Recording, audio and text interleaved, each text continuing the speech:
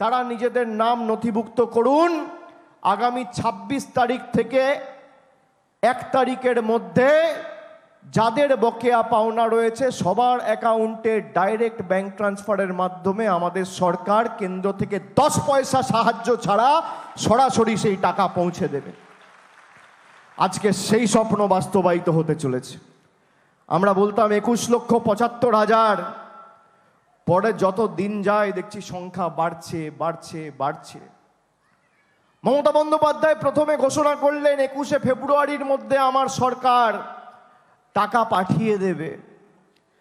তারপর নিচ থেকে যখন তথ্য সংগ্রহ করা শুরু হলো, এই যে পোর্টাল রয়েছে, এই ডেটাটা একটা পোর্টালে থাকে, এই পোর্টালের দায়িত্ব দায়ভার হচ্ছে কেন্দ্র সরকারের, এটা সেন্ট্রাল গভর্নমেন্টের পোর্টাল। এবং এই পোর্টালের তথ্য গ্রাম পঞ্চায়েতের মাধ্যমে যখন সংগ্রহ করা হলো, তখন দেখা গেল সংখ্যাটা ২১,৭৫,০০০ নয়, সংখ্যাটা ৫৯ লক্ষ। ৫৯ লক্ষ শ্রমিক যাদের বকেয়া পাওনা ২ বছর ধরে গায়ের জোরে মোদী সরকার আটকে রেখেছে। আপনি পারবেন আপনার বাড়িতে কাউকে কাজ করিয়ে ২ বছর ধরে মায়না আটকে রাখতে? পারবেন? পারবেন? আমরা পারবো? বাংলায় যারা বসবাস করি, কাউকে দিয়ে ৬ মাস কাজ করিয়ে বার করে দিলাম, নিয়ে বললাম তোমার পাওনা মায়না দেবো না, যাও যা পারো করে নাও। এদেরকে আমরা কি বলি? এদেরকে বলি অত্যাচারী, এদেরকে বলি স্বৈরাচারী, এদেরকে বলি বহিরাগত, এদেরকে বলি বাংলা বিরোধী, এদেরকে বলি জমিদার। আর আজকে ২ বছর ধরে দরবার করার পর, যেখানে ৩ বার মুখ্যমন্ত্রী মমতা বন্দ্যোপাধ্যায় নিজে প্রধানমন্ত্রীর সাথে বৈঠক করেছেন, আমরা দিল্লিতে সাংসদদের প্রতিনিধি দল কৃষি ভবনে বৈঠক করতে গিয়েছি। মহিলা সাংসদদের, জনজাতি মূলবাসী প্রতিনিধিদের চুলের মুঠি ধরে টেনে হিঁচড়ে কৃষি ভবন থেকে দিল্লি পুলিশ আর সিআইএসএফ বার করে দিয়েছে। মনে পড়ে সে দৃশ্য? আমরা তাও মাথা নত করিনি। আমরা চেষ্টা করেছি, আমাদের কোনো অহংকার নেই, কোনো দম্ভ নেই, কোনো ঔদ্ধত্য নেই। আমরা বাংলার মানুষের জন্য বারবার দিল্লিতে গিয়ে দরবার করেছি। কিন্তু যখন বুঝলাম যে বাংলার মানুষের কোনো সম্মান এদের কাছে নেই, তখন মমতা বন্দ্যোপাধ্যায় সিদ্ধান্ত নিয়ে ফেব্রুয়ারি মাসের ৩ তারিখ কলকাতার রাজপথ আম্বেদকর মূর্তির পাদদেশে ধর্ণা করে রেড রোড থেকে ঘোষণা করলো যে দিল্লির দয়া দাক্ষিণ্য নয়, আমার সরকার এই টাকা মানুষের ব্যাংক অ্যাকাউন্টে পৌঁছে দেবে, কারোর কাছে আপনাদের হাত পাততে হবে না। আগামীকাল থেকে সেই টাকা ৫৯ লক্ষ, ৫৮ লক্ষ সামথিং, সব মিলিয়ে প্রায় ৫৯ লক্ষ অদক্ষ শ্রমিকদের কাছে, যারা কাজ করেছেন ২ বছর ধরে, যাদের পারিশ্রমিক ডিউ, তাদের অ্যাকাউন্টে সরাসরি টাকা পৌঁছে যাবে। শুধুমাত্র তাই নয়, আমরা নবজোয়ার করেছিলাম ২০২৩ সালের এপ্রিল মাসে। ২ মাস আমি রাস্তায় ছিলাম, মানুষের অভাব, অভিযোগ, সমস্যা পাশে থেকে বোঝার চেষ্টা করেছি। একদিনের জন্য কলকাতা ফিরিনি। একদিনের জন্য না ফিরে সেই কুচবিহারের দিনহাটা থেকে শুরু করে কাকদ্বীপ অবধি টানা আমরা ২ মাস রাস্তায় ছিলাম। যারা বলে মানুষের জন্য কাজ করি, কোনোদিন 5 দিন রাস্তায় থেকেছে? ঘর পরিবার, মা বাবা, সংসার ছেড়ে আমরা ২ মাস রাস্তায় ছিলাম। তার মধ্যে ইডি ডেকেছে, তার মধ্যে সিবিআই ডেকেছে, সব বাধা বিপত্তি, প্রতিকূলতা, ষড়যন্ত্র, চক্রান্তের চক্রব্যূহ চূর্ণ বিচূর্ণ করে আমরা মানুষের কথা শুনে এগিয়ে গেছি মানুষের কাজ করার লক্ষ্যে। মানুষ বলেছিল যে দ্রব্যমূল্য বৃদ্ধি যত দিন যাচ্ছে তত বাড়ছে, মোদী সরকারের একের পর এক জনবিরোধী সিদ্ধান্তের কারণে আজকে নিত্য প্রয়োজনীয় জিনিসের মূল্য বৃদ্ধি আকাশ ছোঁয়া।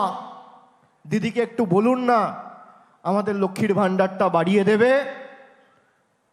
সাধারণ ক্যাটেগরি, জেনারেল ক্যাটেগরির মায়েরা, দিদিরা, বৌদিরা আমাকে বলেছিল, বিধবা ভাতার কথা বলেছিল, বয়স্ক ভাতার কথা বলেছিল, তপশিলীরা বলেছিল, দাদা একটু বলুন না, একটু যদি অল্প বাড়িয়ে দেওয়া যায়, আমাদের সংসার চালাতে খুব অসুবিধা হয়। 400 টাকার রান্নার গ্যাস 1200 টাকা, 80 টাকার তেল আজকে 200 টাকা, পাতিলেবুর দাম কত, আদার দাম কত, পেঁয়াজের দাম কত, 50 টাকার পেট্রোল 100 টাকা, 40 টাকার ডিজেল 90 টাকা, 18 টাকার কেরোসিন প্রায় 80 টাকা। দিদিকে বলুন না একটু যদি বাড়িয়ে দেওয়া যায়। মমতা বন্দ্যোপাধ্যায় শুনে রাখুন, বাংলার 2,12,00,000 মহিলাদের সরাসরি লক্ষ্মীর ভাণ্ডার দিয়ে 25,000 কোটি টাকা রাজ্যের কোষাগার থেকে খরচ করে সরাসরি আপনাদের অ্যাকাউন্টে পৌঁছে দিচ্ছে। আর সাধারণ শ্রেণীর মায়েরা, দিদিরা, বৌদিরা যারা এতদিন 500 টাকা পেতেন মাসে আর বছরে 6,000 পেতেন, আগামী 1 এপ্রিল থেকে আর মাসে 500, বছরে 6,000 নয়, এবার মাসে 1,000, বছরে 12,000 দ্বিগুণ করে দিয়েছে। এর মধ্যে 10 পয়সার অবদান কেন্দ্র সরকারের নেই। এখানে ক্যামেরা আছে, আমি বুক ঠুকে বলে যাচ্ছি, কেন্দ্র যদি প্রমাণ করতে পারে এই লক্ষ্মীর ভাণ্ডার বা এই বার্ধক্য ভাতা 10 পয়সা কেন্দ্র দিয়েছে, আমি রাজনীতির আঙিনায় পা রাখবো না, এত বড় কথা বলে দিয়ে যাচ্ছি ক্যামেরার সামনে।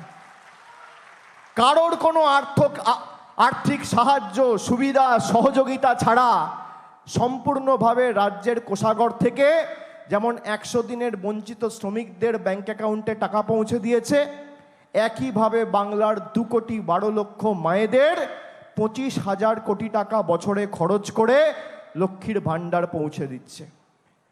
আর তপশিলি জাতি এবং উপজাতি তালিকাভুক্ত যে মায়েরা, দিদিরা রয়েছেন, তারা এখন মাসে 1,000 নয়, মাসে 1200 টাকা পাবেন।